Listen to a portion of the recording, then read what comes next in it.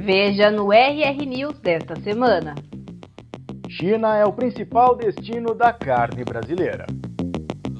Projeto da CAT impulsiona o agro em municípios paulistas. Produção de açaí cresce mais de 60% no país.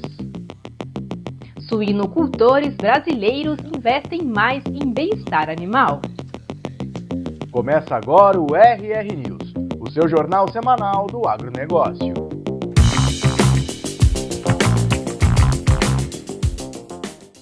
Contando com o apoio e orientação da CAT, o Centro de Educação Ambiental de Caconde, interior de São Paulo, promove a educação e capacitação de produtores rurais com foco em práticas sustentáveis.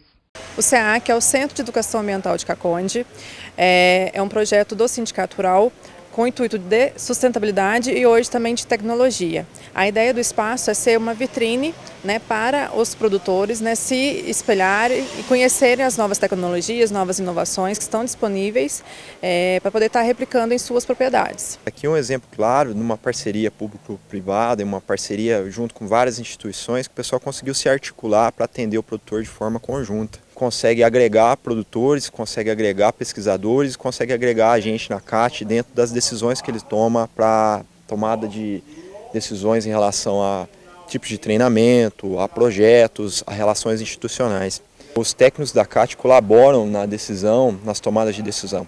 Todo ano nos reunimos mais de uma vez ao ano para poder planejar quais ações são tomadas ao longo do ano de forma conjunta. Aqui a gente tem uma escola com adolescentes que participam toda manhã, com o intuito de conhecerem mais sobre agricultura, sobre sustentabilidade. E aqui também a gente tem um viveiro de mudas nativas, que foram uma parceria com a CAT, que doou as sementes de palmito jussara, principalmente, onde foram doadas mais de 30 mil mudas para os produtores rurais fazerem reflorestamento de suas propriedades.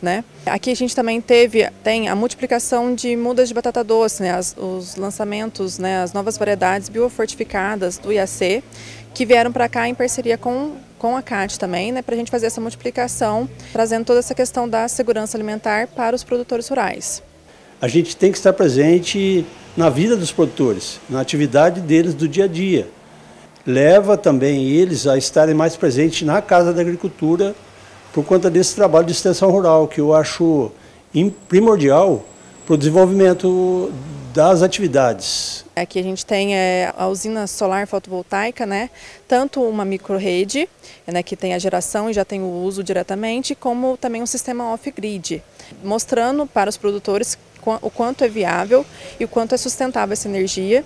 Uma parceria da CAT que iniciou lá atrás. A primeira usina solar de Caconde foi feita em parceria também com os técnicos da CAT. Aqui no Centro de Educação Ambiental a gente tem uma cafeteria escola, que é o intuito de ser uma vitrine para os produtores e também hoje é uma incubadora, para quem quer começar nessa questão de agregar valor no produto. Aqui no caso nosso, que é o café, a gente tem capacitações, cursos aqui com instrutores qualificados na área. Então a gente tem um torrador de café, uma seladora, um moedor, uma dosadora, toda a parte completa na agregação de valor do produto. E todo esse projeto da cafeteria escola foi a partir de um plano de negócios feito pela regional da CAT. Isso facilita para a gente, principalmente aqui para Caconde, a gente tem uma dificuldade muito grande de diversificar. Nós estamos muito presos ao café, E quanto mais diversificamos, vai ocupar mais a mão de obra durante o ano. Já fiz muitos cursos aqui e hoje até eu vou levar umas mudas de batata doce, para produzir e também fazer dividir, entre os vizinhos. Excelente o trabalho deles aqui, estão de parabéns. Conseguimos, com essa união de esforços, atender o produtor de forma mais eficiente, mais próxima, como se fosse um braço nosso, uma parte nossa dentro do Estado. A relação China-Brasil tem se estreitado cada vez mais no mercado internacional. E o agronegócio não fica de fora disso. A pecuária é um exemplo do que tem dado certo nos embarques nacionais para o país asiático. O mercado chinês é um dos maiores consumidores da carne brasileira. 50% do que é consumido no país asiático é produzido aqui pelo Brasil. Essa parceria tem se estreitado cada vez mais, em busca de sustentabilidade e melhores condições de mercado para todos. 70% da nossa soja vai para a China. A China importa, de tudo que ela importa de carne, 50% vem do Brasil.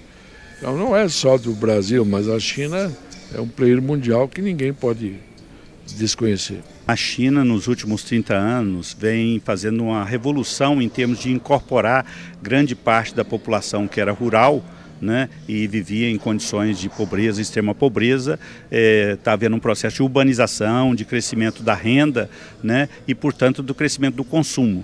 A China é um grande produtor de alimentos, mas devido à sua população, quase 1,3 bilhão de pessoas, eles dependem realmente da importação de produtos, né, de origem animal e vegetal. E o Brasil hoje é um grande produtor que tem na China um dos principais destinos das suas exportações, tanto de produtos de origem vegetal como produto animal, né? E o Brasil, e é lógico, com essa urbanização e crescimento da classe média na China, também cresce os requisitos de qualidade, de certificação de origem. Mas o Brasil está pronto para responder esse desafio. Nós temos grandes áreas, a produtividade atual hoje, tanto das lavouras como das criações animais no Brasil, ela ainda é muito abaixo do potencial. Então nós temos condição de, na mesma área, aumentar muito a produtividade, produzir com mais qualidade, com uma menor pegada ambiental, uma menor pegada hídrica e acessar não só o mercado da China, mas mercados mais exigentes, como o mercado europeu, mercado japonês e outros. Quando nós falamos desse potencial, não dá para não falar de sustentabilidade, porque é uma pedida do mundo. Como hoje o Brasil se enquadra nessa sustentabilidade na produção de carne? Olha, eu acho que, em primeiro lugar, o produtor é o maior interessado na sustentabilidade, né? Então, um produtor que consegue, por exemplo, ter um sistema de produção a pasto, onde as pastagens não degradam e permanecem produtivas por 10, 15, 20, 30 anos, né? Esse é um produtor que vai ter condição não só de garantir o bem-estar da sua família, mas da próxima geração também, dos seus filhos e netos. Então, em primeiro lugar, nós temos hoje, na Embrapa e outras instituições, um conjunto de tecnologias que a gente chama de tecnologias ganha, ganha, ganha. Por quê? Porque ganha o produtor que consegue produzir mais com um custo menor, ganha a sociedade que tem um produto de maior qualidade, né, e sem depender de desmatamento que gera impactos negativos para a coletividade, né, e ganha a sociedade como um todo em função desse menor impacto ambiental. A relação Brasil-China agora conta com um novo protocolo de certificação, que vai atestar a qualidade e a procedência da produção brasileira. Hoje, o produtor brasileiro, muitos deles já atendem à legalidade, que é o Código Florestal, o não desmatamento, a não invasão de terras indígenas. Só que isso não tem uma certificação pronta. O que uma Flora está fazendo, que está lançando hoje? Uma certificação que chama BOT, Beef on Track, que vai demonstrar quem está legal no Brasil, quem é sustentável no Brasil e separar esses produtores para que eles sejam habilitados para exportar para a China e para o mercado europeu. A gente também está fazendo uma equivalência para a UDR, os países árabes e também para o mercado doméstico. Então a ideia é essa diferenciação daqueles produtores que já são legais, que já são sustentáveis, e o selo não vai ter custo para o produtor, porque ele vai ser aplicado no frigorífico. Essa é a certificação mais simples que já foi lançada no mundo, porque uma Flora trabalha há 30 anos com certificações muito complexas. Essa é simples porque ela é só baseada na legalidade e os níveis vão subindo para desmatamento zero. Ela é barata, ela não tem custo adicional para o frigorífico, porque os frigoríficos já monitoram seus fornecedores. Ela é simples do consumidor entender, ela vai chegar até a gôndola, até o supermercado, até o pedaço de picanha. Então ela vai ser, o produtor nem vai saber que ele é BOT muitas vezes, porque aqueles que já fornecem para os frigoríficos já são praticamente, porque eles atendem à legalidade, o Código Florestal. Esse comércio sustentável, o BOT, esse exemplo que a pecuária está dando, vocês imaginam que possa ser adotado por outras culturas, outros mercados do agronegócio?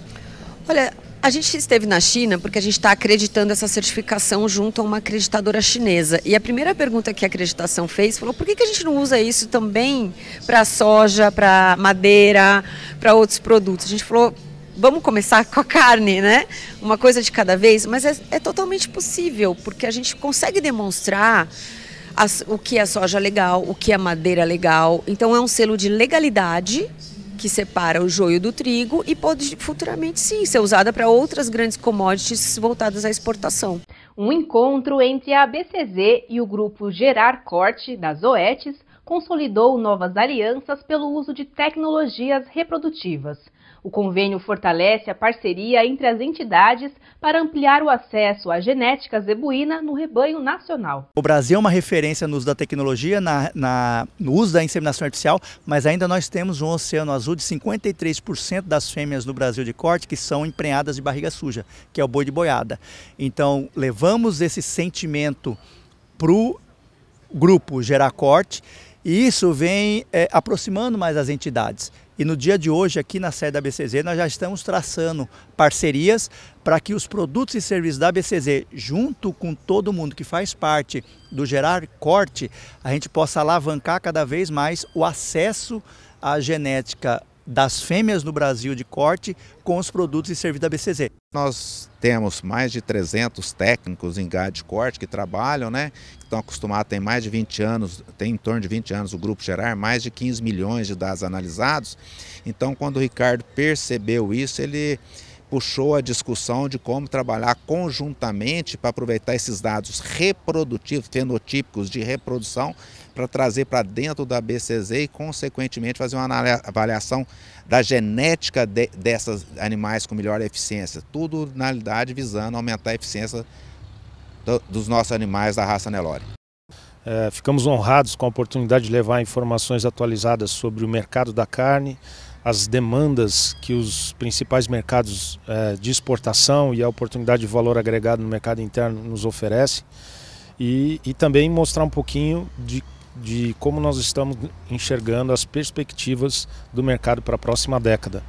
Foi muito importante porque o Gerar é uma base muito sólida de veterinários especializados em reprodução animal e eles é que comandam todo o motor da IATF no Brasil. Esse trabalho para nós é de fundamental importância porque nós, como técnicos, participantes do Grupo Gerar, e hoje aqui, através da Guadalupe Agropecuária, a gente vai ter a oportunidade de ter a ABCZ como a maior entidade da pecuária, hoje nos ajudando a poder usufruir de toda essa força, de todo esse corpo técnico, de toda essa robustez de dados e do Programa de Melhoramento Genético, que é o PMGZ, para ajudar nós no campo para poder ofertar e oferecer a melhor genética possível para o nosso mercado. Convidamos a ABCZ para estar junto conosco e fomos até a indústria, então, da genética até o que são abatidos os animais. Então, qual o melhor desempenho e o que buscamos nos animais. E a participação da ABCZ foi justamente para falar do Nelore do futuro. O que a ABCZ, como a maior associação de criadores de gado zebu, vê que nós precisamos investir mais no Nelore. Mercado crescente no Brasil, a produção de alcachofra se concentra principalmente no estado de São Paulo. E sua procura por parte dos consumidores tem criado oportunidades de negócios para os produtores, não só em termos de cultivo, mas também no turismo rural. Para início, a safra desse ano está acima da expectativa, então a gente teve um inverno rigoroso, isso está facilitando a produção da alcachofra.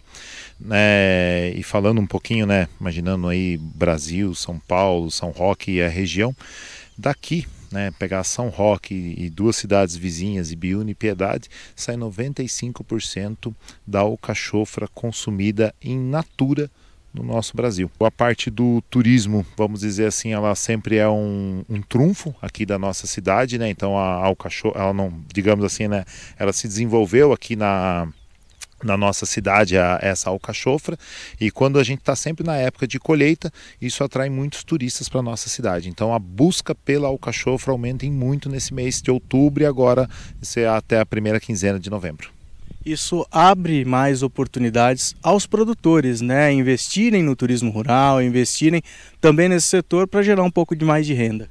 Sim, hoje a gente até fala a questão de, vamos dizer assim, de uma pequena propriedade rural atrelada ao turismo, ela viabiliza a parte rural, né? Então, se todos os nossos produtores aqui, principalmente da nossa cidade, dependessem simplesmente de uma venda para fora, levar só o alcachofra até o Ceasa, não seria, digamos assim, tão viável. A questão do turismo deixa, vamos dizer assim, as propriedades mais rentáveis e vão aumentando em outros tipos de produto. Então, hoje você vem aqui em São Roque, você vê desde pratos, né, elaborados com alcachofra, tradicional alcachofra alho e óleo, recheada. Depois a gente pula para um sorvete de alcachofra, a gente tem um vinho composto com alcachofra, a gente tem uma outra sobremesa que é uma alcachofra a milanesa, servida junto com uma calda de vinho. Então você acaba abrindo muito mais, você amplia muito mais os produtos que essa propriedade pode trabalhar. Relatório elaborado pela ONG Alianima mostra que, embora 75% das empresas envolvidas na suinocultura considerem a falta de financiamento um obstáculo, quase metade delas tem intenção de fornecer melhores condições de bem-estar às porcas na maternidade. Pela primeira vez no relatório, 100% das empresas participantes declararam que não realizam mais a castração cirúrgica de machos sem o uso de analgésicos ou anestésicos. Além disso, 90% já estão adequadas em relação à idade média de desmame dos leitões. A 6ª edição do Observatório Suíno mostra que 45% do plantel nacional de matrizes suínas já está livre de células de gestação, um avanço muito importante para o bem-estar animal e para a suinocultura brasileira. O relatório é produzido anualmente pela Alianima desde 2020 e é uma das principais ferramentas de monitoramento do setor. São aplicados questionários tanto para os fornecedores, aqueles que produzem a carne suína, quanto para os compradores, ou seja, os clientes desses fornecedores, como redes de restaurantes, supermercados e hotéis. Esse ano mantivemos 100% de resposta dos produtores, mas apenas 42% das empresas compradoras divulgaram informações sobre o avanço dos seus compromissos, mesmo com todos os produtores afirmando conseguirem fornecer dados rastreáveis sobre a origem da carne suína livre de células. Isso mostra como é essencial que todos os elos da cadeia trabalhem juntos para que os compromissos assumidos realmente se transformem em avanços concretos no bem-estar dos suínos. O Observatório Suíno mostra também que 67% dos produtores pretendem ampliar o espaço para as matrizes na fase de maternidade. No quesito manejo de leitões, 100% dos produtores já deixaram de realizar a castração cirúrgica sem anestesia e 78% já baniram o desbaste dos dentes. Por outro lado, 44% dos fornecedores ainda não baniram o uso de antibióticos como promotores de crescimento.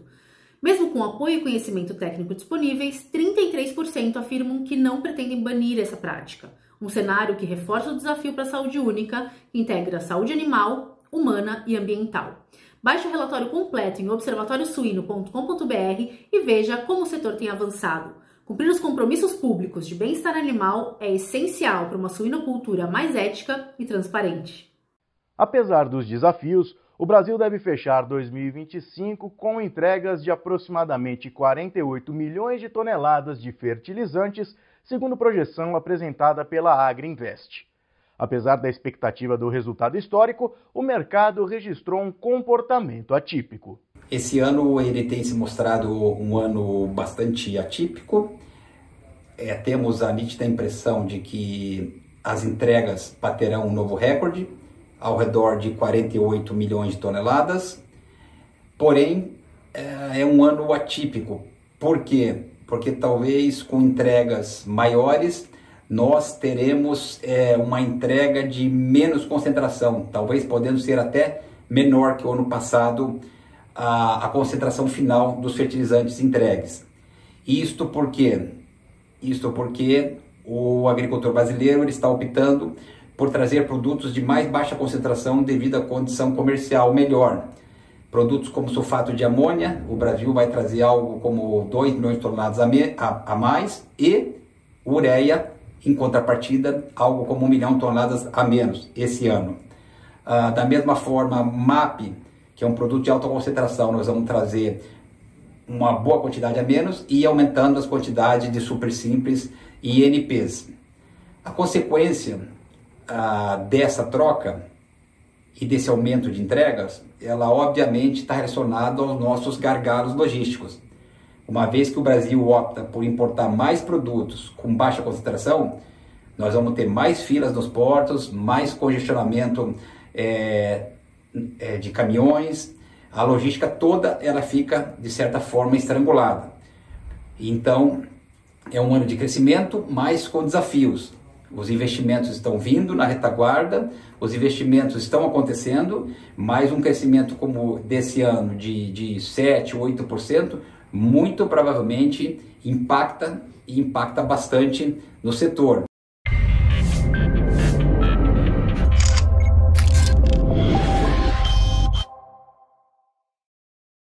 Olá, você que acompanha a Matsuda nas redes sociais. Estamos de volta, Brasil, com mais um Matsuda em Foco, programa que leva a você dicas importantes para o seu dia a dia no campo.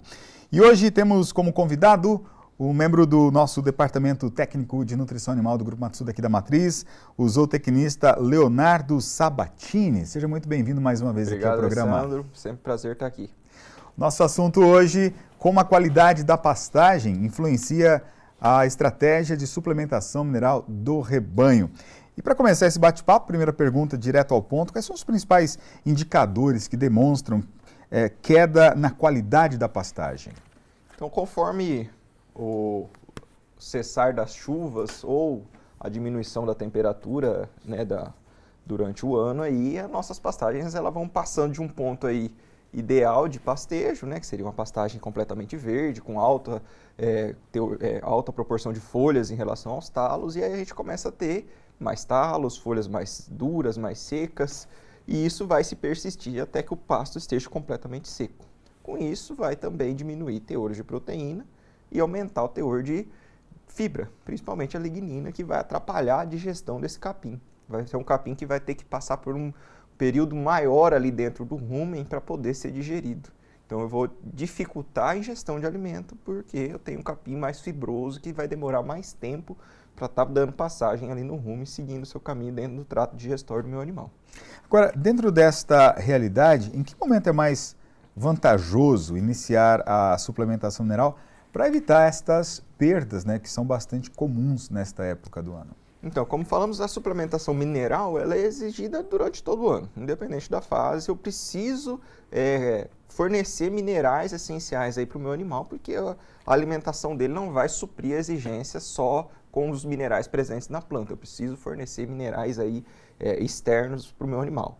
Durante essa época do ano que a pastagem vai perdendo qualidade, vai faltar, então, dentro da dieta do meu animal, não só o mineral, vai faltar proteína também, que seria o principal limitador aí, de desempenho do meu animal durante essa época. Com isso, eu preciso corrigir esse déficit de proteína, que no início a gente chama como período de transição, onde o capim perdeu parte da proteína, mas ainda tem um teor ali adequado, então não está com um déficit tão grande, porém eu preciso estar corrigindo essa necessidade, e aí entra onde a suplementação de transição. Proteinados que vão estar atendendo não só o mineral, como eu já falei, que é exigido independente da época do ano, mas também ajustando o teor de proteína que falta na planta durante essa época. Então, lembrando que o ideal sempre, como a mineralização é importante em toda a época do ano, o fornecimento de produtos adequados para cada categoria também é muito importante, porque aí eu ajusto o que cada um precisa, sem estar fornecendo a mais nem a menos os teores de minerais para o meu animal. Então, em teoria, à medida que esses nutrientes vão decrescendo na pastagem, eu preciso fazer esta compensação, entre aspas, ali no coxo, esta suplementação, para que a ingestão não baixe tanto e o animal não perca peso. Isso aí, porque quando eu tenho um déficit de proteína na pastagem, eu vou ter, então, uma falta desse nutriente para as minhas bactérias ruminais. Faltando esse nutriente, ela vai ter uma multiplicação menor, menos bactérias dentro do rumen e vai aumentar ainda mais o tempo de digestão dessa fibra. Então, eu corrigindo isso daí, eu dou condições para ter maior número de micro-organismos dentro do rumen que vão melhorar ainda a digestão desse capim que está com uma digestão mais complicada. E aí só um comentário bastante importante, o que o departamento técnico sempre diz, né? Eu lembro do Dr. Fernando falando isso sempre, né?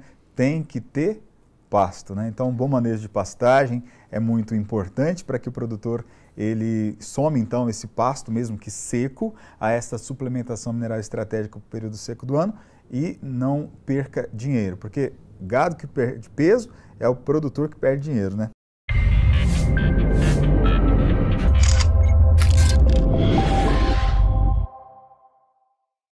Para assistir a entrevista completa de forma gratuita, basta acessar a Ruralflix e fazer seu cadastro lá.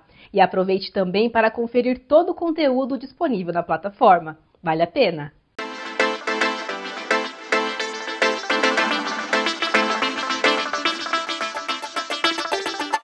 Impulsionado pela busca por maior eficiência, sustentabilidade e rentabilidade nas lavouras, o uso de drones tem aumentado no setor agrícola brasileiro. De acordo com dados recentes da AgroPages, o número que era de 355 em 2021 saltou para mais de 7.800 equipamentos no ano passado. 7.800 aeronaves no ano passado. A gente acredita que esse número é muito maior, visto o ecossistema das aeronaves somando os anos anteriores. E essa crescente demanda, ela se traz por alguns motivos, sim. A gente entende que essa adoção por tecnologia dos produtores e produtoras rurais, pecuaristas das lavouras brasileiras, ela se dá por 4 principais fatores, né? E eu começo falando aqui da questão da agilidade da operação, uma operação simples, né? Onde você consegue também ter uma alta eficiência da aplicação. Isso traz essa adoção maior dos pecuaristas e dos produtores rurais, porque eles necessitam de uma coisa simplificada frente a vários desafios que eles já têm em suas lavouras, né? O segundo pilar muito importante que a gente sabe na lavoura são os acessos às áreas, né? Áreas de difícil acesso a uma área depois de uma chuva, condições climáticas e condições físicas da própria propriedade, e também da logística, disponibilidade de maquinário, disponibilidade de mão de obra, né, que a gente sabe que é um grande desafio no Brasil. Então, assim, o drone ele entrou como uma luva nesse cenário, porque ele facilita essas questões de entrada na área, né? Às vezes uma logística simplificada, coloca o drone na caminhonete, leva até a área e realiza a aplicação. Então isso casou muito bem com a demanda, com o cenário de dificuldade, às vezes de mão de obra nas lavouras brasileiras, e o drone ali simplificou essa aplicação. O terceiro ponto que eu gosto muito de falar é a garantia de que foi aplicado aquilo que foi planejado na área determinada. O drone ele é uma aeronave inteligente, ele não toma decisões, ele nem muda parâmetros, né, planejados ali durante a missão. Então, que aquele produto foi aplicado naquela vazão, naquela velocidade, naquele local, ter a garantia que isso foi realizado, isso daí é o sonho de qualquer produtor, né? Porque é muito dinheiro envolvido, então isso traz a eficiência da aplicação, né? Então o drone traz isso dentro da sua operação, né? Ele faz aquilo que foi planejado na área determinada, a garantia da aplicação fica fantástica. E o quarto ponto, não menos importante, é a sustentabilidade. O drone ele não usa combustível fóssil, né? Ele é bateria. E ele otimiza o uso de recursos naturais, o uso de água, e otimiza a aplicação dos insumos agrícolas. Então a operação como um todo ela se torna mais sustentável, e esses 4 fatores aliados é o que traz essa busca pela tecnologia do drone de pulverização agrícola, porque ele abraça ali todos os cenários de desafio e ainda traz benefícios, traz rentabilidade, traz sustentabilidade, e é isso que o produtor e a produtora rural, o pecuarista busca no seu dia a dia, porque a gente tem uma super missão ali, um compromisso em trazer alimento para o mundo. Estabelecido em diversas cidades paulistas, o projeto Município Agro vem se tornando um importante pilar para o desenvolvimento da gestão da agricultura e abastecimento. Ele incentiva, por meio de mecanismos técnicos, o desenvolvimento e a implantação de políticas públicas relacionadas ao setor agropecuário, sendo executado pela Secretaria de Agricultura e Abastecimento do Estado de São Paulo, em parceria com as prefeituras. O Município Agro para a gente foi um divisor de águas de gestão, porque de fato nos trouxe várias diretivas na qual nós podemos melhorar a nossa gestão e trazer não só mais acessibilidade, né, numa gestão pessoal, mas também numa gestão intermunicipal. Tupã tem se tornado referência na gestão da agricultura e do abastecimento, tanto na patrulha rural quanto na geração de projetos, né, quanto na execução da própria patrulha rural, atendendo os produtores rurais, justamente pelas diretivas do município agro, que fala de qualidade, né, que fala de gestão, que fala de solo, de conservação. Que de uma forma simples, numa lousa que eles colocam as diretivas, explicitam ali o que eles precisam desenvolver, eles conseguem pontuar, conseguem transformar a vida do produtor do campo, levando o município agro como gestor, como forma de gerenciamento. O sistema de TI da Prefeitura Municipal desenvolveu esse sistema na qual, quando o produtor vem aqui, para ele solicitar todo e qualquer serviço da Secretaria de Agricultura e Abastecimento, nós solicitamos e conseguimos pegar no sistema, em parceria com a CAT, com a Defesa, né? Nós conseguimos pegar o CAR, nós conseguimos pegar o CAF, se não tem, a Secretaria é a emissora do CAF, o CEP Rural, né? Entregamos um cartãozinho com o Plus Code, todas essas informações do primeiro contato do produtor fica no nosso sistema. E aí, com essas demandas, a gente consegue ir orientando ele quanto às suas culturas, quanto aos seus atendimentos, né? Quanto a precipitações de chuvas. Todas as nossas máquinas elas são monitoradas e rastreadas, dando mais acessibilidade e agilidade no atendimento. Então, quando o produtor ele vem aqui com esse sistema novo, ele faz um pedido, ele gera uma ordem de serviço, né, que já cai para esse operador, para o gestor, né, dessa frota que despacha essa máquina. Antes, quando nós assumimos, era mais ou menos de 50 a 60 dias para o produtor rural ser atendido. Hoje, em questão de horas, se o produtor vier na parte da manhã, no período da tarde, essa máquina já está indo lá atender o produtor. Um pessoal que está de prontidão para nos atender, inúmeros tratores, equipamentos, tá? Agilidade para estar atendendo nós, a parceria da CAT, tá? Tudo trabalhando em conjunto. Isso eu tenho certeza que gera muito fruto para todo o setor do agro. O apoio foi fundamental para nós produtores, tanto com o maquinário, com a prestação de serviço, com a patrulha rural em si, tem nos ajudado muito. Nós só temos a agradecer a evolução, o pessoal capacitado, a prestação de serviço, o maquinário novo que ele tem a oferecer para nós, isso é sensacional. A CAT também, assim como a Secretaria, tem sido fundamental na nossa vida, dos produtores. Precisando dele, está na hora ajudando a gente. Melhorou barbaridade, precisa esparramar esterco, carregar uma terra, tudo ele tem na vida, tombando, gradeando, todo serviço da agricultura, maquinário da agricultura, nós contamos com eles. É um trabalho muito importante e gratificante para a gente, né? A gente vê o resultado, tanto a Secretaria da Agricultura Municipal como a CAT, um trabalho complementa o trabalho do outro e gera benefício para o produtor, né? A gente vê aqui uma propriedade de leite, né? Vários animais de ótima produção, animais de qualidade, teve a parte de inseminação, né? Que a gente participou junto com a Secretaria no programa de inseminação, então beneficia muito o produtor rural. Isso é o município agro, estratégias de trabalho entre municípios e a Secretaria e nós da CAT, sendo interlocutor de tudo isso. O grande segredo da vida realmente é isso, é você compartilhar e não reter o conhecimento que você tem, o aprendizado que você tem. Então, o município de Tupã segue de portas abertas para recebê-los.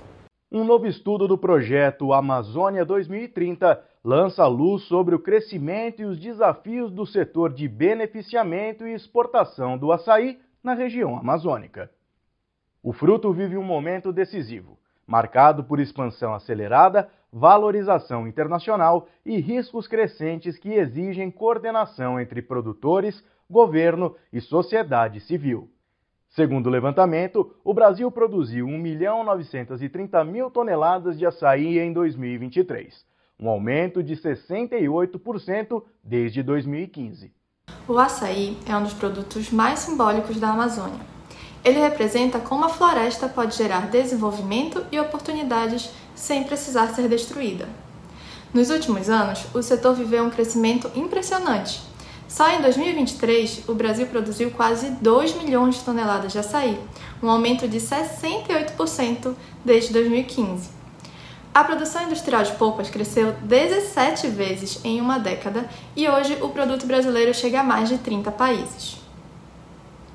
O Pará é o grande protagonista dessa história, responsável por 80% da produção nacional, especialmente nas regiões de Belém e do Marajó. Mas esse avanço também traz desafios importantes. O setor enfrenta questões trabalhistas, pressões ambientais e a falta de padronização regulatória, Ao mesmo tempo, há um enorme potencial para aumentar a produtividade, ampliar as exportações e fortalecer a cooperação entre produtores e o poder público. Foi justamente para entender melhor esse cenário que nós produzimos o estudo Mesas Executivas de Exportação, o Panorama do Açaí, dentro do projeto Amazônia 2030. O relatório orienta a criação da Mesa Executiva de Beneficiamento do Açaí como um espaço de diálogo e coordenação entre governo, produtores e sociedade civil, para que o setor avance com mais sustentabilidade, qualidade e competitividade. O açaí é um patrimônio da Amazônia, mas também um exemplo de bioeconomia que pode inspirar todo o país.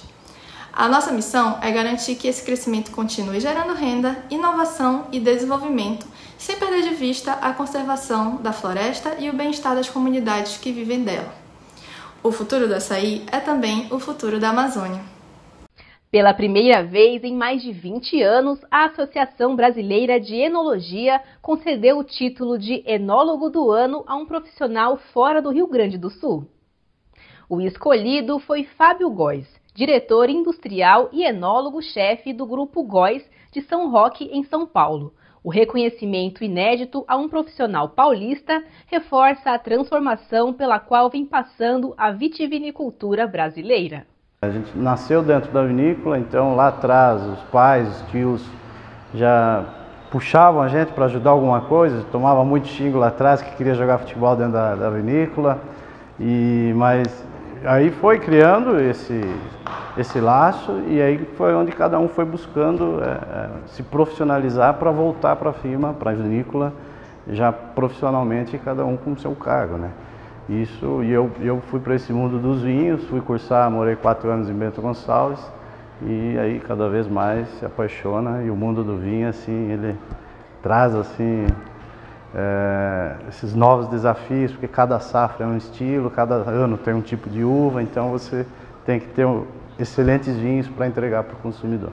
Produzir carne de maneira legal, em um mundo cada vez mais preocupado com o meio ambiente, tem gerado oportunidades de mercado que podem fazer a diferença na economia de um país.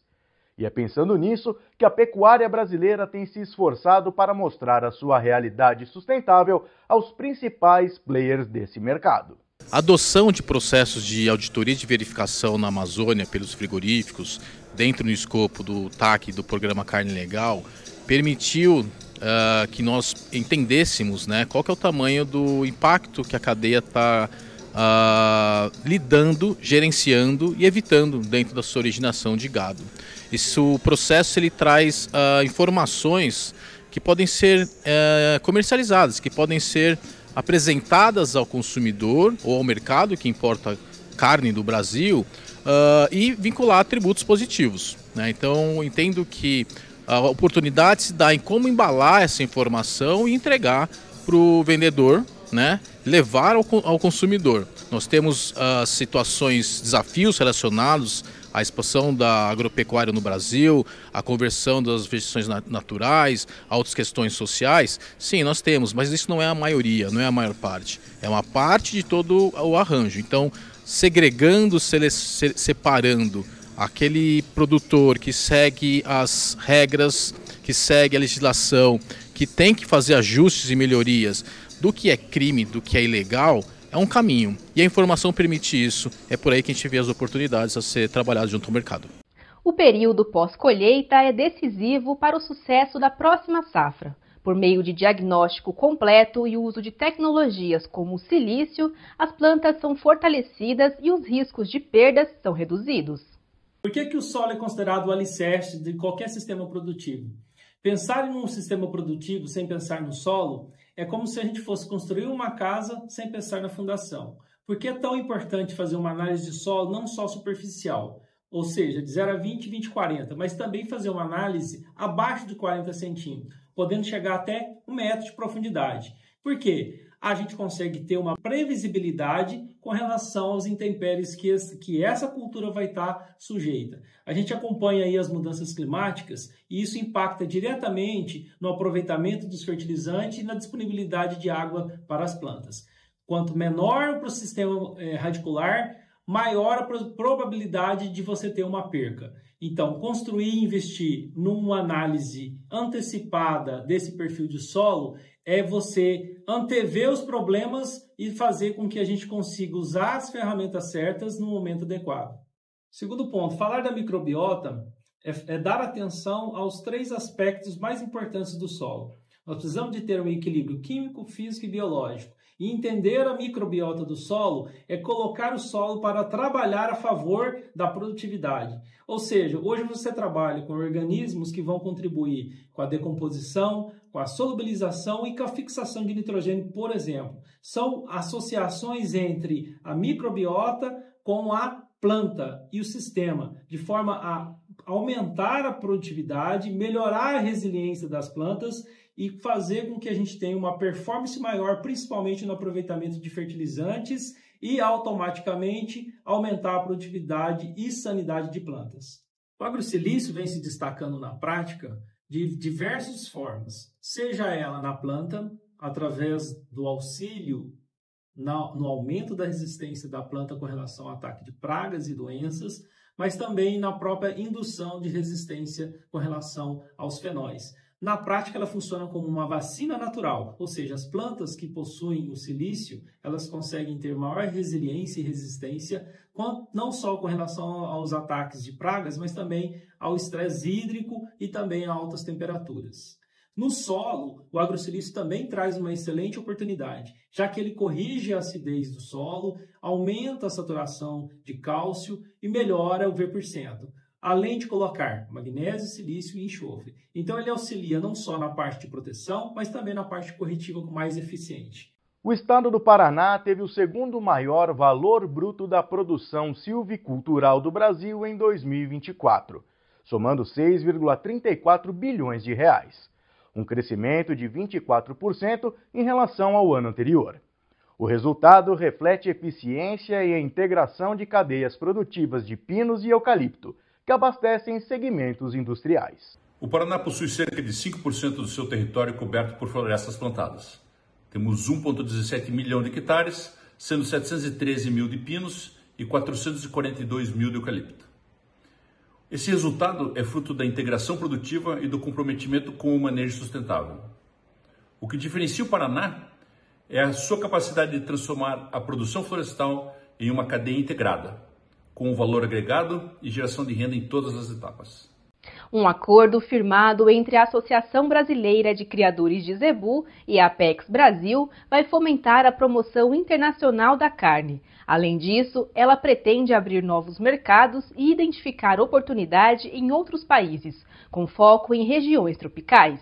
Nós estamos mudando de um patamar de 4,7 milhões para 2 anos para 6 milhões nos próximos 2 anos. Isso significa mais ações, mais recursos para realizá-las e melhor efetividade na nossa incursão pelo mundo afora para levar o zebu e toda a cadeia produtiva para os países tropicais. Rodadas de negócios, que podem ser presenciais e também virtuais. Projeto comprador, em que nós trazemos compradores para visitarem as feiras aqui no Brasil e fazerem negócios. Projeto imagem, que nós trazemos a imprensa e seus colegas internacionais para conhecerem, a cadeia, a pecuária brasileira e divulgarem em seus países. Fazemos Farm Tour, fazemos o Zebu Connect Day, que é um evento muito importante. Trabalhamos com o apoio da Apex Brasil e com o apoio das empresas, com o apoio especial da ABCZ também.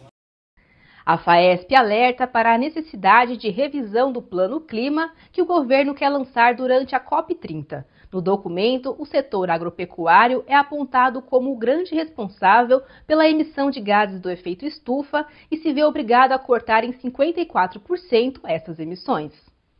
O documento não leva em consideração práticas como plantio direto e integração lavoura-pecuária-floresta, entre outras ações, como o uso de bioinsumos que fazem do país um dos líderes mundiais em sustentabilidade. A Frente Parlamentar da Agricultura, a CNA, nós fomos no lead empresarial do agro no Rio de Janeiro, no meio do ano. Tivemos agora, 2 meses atrás, no Rio Mais Agro, e salientamos o erro que o MAPA, junto com o governo federal, vem fazendo com o Plano Clima, colocando a responsabilidade para o produtor rural, não computando nenhum processo de reestruturação, praticamente a parte organizacional das propriedades rurais da conservação do meio ambiente, como plantio direto, plantio, floresta, agricultura e pecuária, agricultura regenerativa. As nossas APPs, as nossas reservas legais, não podem ser computadas para diminuir a quantidade de produção de CO2 de uma propriedade rural. E ainda querem que a gente diminua 54% de tudo que nós já estamos fazendo. Então é um absurdo colocar um crime que não é nosso. Se o governo tem as suas terras devolutas e ele não tem condições de analisar o desmatamento e quer colocar em cima de nós o desmatamento que não é nosso, é ilegal. É um absurdo o que está sendo feito agora para a COP30. Então peço aqui uma reflexão do nosso ministro da Agricultura, uma reflexão do governo federal e coloque efetivamente os pontos nos is. A agricultura é sustentável. Nós mantemos 66% das matas no nosso país.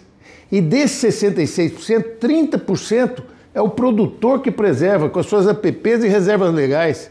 E se nós monetizarmos isso, dá $1 trilhão. Então, eu acho que está na hora de sermos mais claros, objetivos, porque nós estamos fazendo a nossa parte. Conservação, produção com sustentabilidade. E agora, com a COP, querem colocar a responsabilidade para o produtor. Inconcebível. Entre o início do ano e a segunda quinzena de outubro, as cotações do enxofre nos portos brasileiros já acumulam alta de aproximadamente 115%, atingindo níveis semelhantes aos observados em 2022, quando o início da guerra entre Rússia e Ucrânia provocou uma escalada nos preços globais de fertilizantes. A atual valorização é fruto do desequilíbrio entre oferta e demanda no mercado internacional. Os preços do enxofre voltaram a subir no mercado brasileiro. Entre o início de 2025 e a segunda metade da quinzena de outubro, as cotações dessa matéria-prima nos portos do Brasil elas já acumulam uma alta de aproximadamente 115%. E a última vez que esses níveis de preço foram atingidos, vale lembrar, foi em 2022, quando a guerra entre a Rússia e a Ucrânia eclodiu e os preços dos fertilizantes eles dispararam no mercado internacional. E essa tendência altista para o mercado do enxofre é um resultado principalmente da interação entre a oferta e a demanda por essa matéria-prima no mercado internacional. Pelo lado da demanda, por exemplo, é preciso destacar alguns países cujas compras vêm sustentando essas cotações no mercado. A China, por exemplo, que é um país que abriga uma indústria de fertilizantes fosfatados muito desenvolvida, em 2025 a China está registrando importações de enxofre muito aquecidas, superiores inclusive aos números de 2024. A Índia, por sua vez, ela está chegando perto da safra Rabi e para assegurar o abastecimento do seu mercado, as fábricas de fosfatados indianas também precisam de enxofre para garantir a produção de adubos. Outros países asiáticos, além disso, também têm contribuído para essa alta nos preços, mas com demandas mais pontuais. Ao mesmo tempo, a oferta global de enxofre ela tem se mostrado apertada nas últimas semanas, o que também tem colaborado para sustentar os preços no mercado. Na Rússia, ataques contra as refinarias em razão da guerra prejudicaram a produção doméstica de enxofre russo. O país, inclusive, tem buscado enxofre junto a nações vizinhas para atender a sua indústria. Na Europa, por sua vez, é uma outra região que também tem sofrido com a escassez dessa matéria-prima, porque a produção europeia também está muito aquém das necessidades da região, o que tende a elevar o preço do insumo também no continente europeu. Em meio às mudanças climáticas e à pressão por mais eficiência, especialistas destacam que cuidar do solo como um sistema vivo é fundamental para garantir produtividade a longo prazo. O que é agricultura regenerativa? Qual é o conceito da agricultura regenerativa? Ele não é um conceito novo, mas ele é um conceito que vem sendo evidenciado ultimamente, que nada mais é do que buscar melhorar a saúde do solo. E quando a gente analisa esse contexto de melhorar a saúde do solo, a gente vê que na verdade, o Brasil ele vem já praticando esse conceito da agricultura regenerativa há algum tempo, né? Porque, na minha opinião, a saúde do solo, a qualidade do solo, ela é baseado em alguns pilares. Assim como a agricultura regenerativa, ela é baseada em alguns pilares. O primeiro é que não existe saúde do solo e não existe agricultura regenerativa sem a questão, né, ou a prática da manutenção da cobertura do solo, as chamadas plantas de cobertura. E nesse quesito, até por uma questão da necessidade da adoção do plantio direto para tornar a agricultura brasileira sustentável, o Brasil é campeão nesse primeiro pilar, né, que é manutenção da cobertura do solo com plantas de cobertura entrando nos sistemas de produção. O segundo ponto, né, ainda dentro dessa frente, né, de manter a saúde do solo, é a diversificação de culturas, que também a gente vê que o Brasil, a agricultura brasileira pratica muito bem essa questão de você diversificar a cultura. Soja, milho, trigo, algodão, são exemplos aí que nós temos na agricultura brasileira e que exemplifica muito bem. E ainda, dentro desse primeiro pilar, né, da melhorar a saúde do solo, nós temos um terceiro ponto aí que o agricultor brasileiro vem praticando muito bem, e essa prática também vem crescendo, é a integração com a pecuária. Então, num primeiro estágio da agricultura regenerativa, esses três pilares do primeiro estágio, que é a manutenção da cobertura do solo, buscando, obviamente, melhorar a saúde do solo e viabilizar o plantio direto, a diversificação de culturas e a integração com a pecuária, eu penso que nesse primeiro estágio da agricultura regenerativa nós estamos muito bem. Aí vem, então, como podemos agregar essa frente digital de dados da agricultura de precisão na agricultura regenerativa. E eu penso que aí é o segundo pilar, o segundo step, o segundo passo da agricultura regenerativa que nós também estamos começando a praticar muito bem, que é otimizar os insumos. Otimizar os insumos nada mais é do que você colocar o insumo certo, na quantidade certa, no local certo. E isso depende, obviamente, de uma série de investigações, de uma série de dados, e isso só é possível se você tem tecnologia embarcada nas máquinas para fazer a captura de dados e para receber de volta uma recomendação baseada em dados e aplicar, então, né, o insumo no local certo e, obviamente, um insumo já pré-definido como sendo o insumo certo, que nasce, obviamente, da investigação que é baseado em dados. Então, esse segundo passo, esse segundo momento, esse segundo pilar da agricultura regenerativa, que é otimizar os insumos, está muito fortemente ligado a essa questão de nós termos dados integrados, dados de diversas fontes, e as máquinas hoje são uma ferramenta fundamental para a captura dos dados e para a execução das recomendações que vem baseada em dados. Uma máquina hoje sem um controle de seção, sem a capacidade de fazer uma taxa variável, por exemplo, é uma máquina que está totalmente fora desse cenário da agricultura de precisão e, consequentemente, da agricultura regenerativa. E nós aqui na Valtra, a gente analisa cada uma das máquinas que nós levamos ao mercado para que todas elas possam oferecer soluções como essa, como controle de seção, como taxa variável, obviamente, né, embarcada com piloto automático também, que é o elemento-chave aí para disparar todo o processo da agricultura de precisão e otimização dos insumos. E aí eu diria que uma vez que o agricultor cumpre esse primeiro passo, que é cuidar do solo, coloca o segundo passo, que é trabalhar fortemente baseado em dados e com tecnologia em máquinas para que você execute essa recomendação baseada em dados, a gente chega, então, no terceiro estágio da agricultura regenerativa, que é o que todo mundo busca, que é a sustentabilidade econômica. Por quê? Porque uma vez que eu otimizei meus insumos, ou seja, eu coloquei a quantidade exata, nem mais nem menos, para que eu tenha o melhor resultado de produtividade, o resultado disso, então, é uma melhor um melhor resultado financeiro e, portanto, eu construo a sustentabilidade financeira do produtor. E aí, então, é que nesse cenário da agricultura regenerativa, a máquina com tecnologia embarcada, com dados, possibilita, então, essa sustentabilidade econômica, porque eu estarei tendo um dispêndio financeiro baseado, né, em investigações, baseado na quantidade certa, e, por outro lado, espera-se com isso que você tenha a máxima produtividade para aquele local, para aquele talhão e para aquele tratamento que você está fazendo baseado em dados.